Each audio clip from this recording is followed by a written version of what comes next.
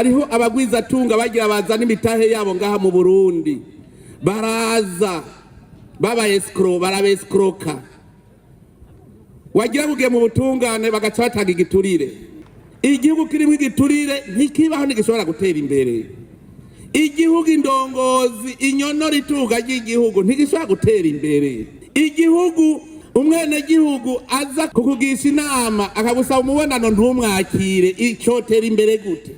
Urashobora kugenda ku biro vy'umushikiranganje ukirirwa wicayeho gushika saa 11, ejo ukagaruka ukirirwa wicayeho. None tuzotera imbere gute batatwakira ngo batugire inama? Murazoza murabimbwira kugira ngo tuze turabakuraho. Nta kundi.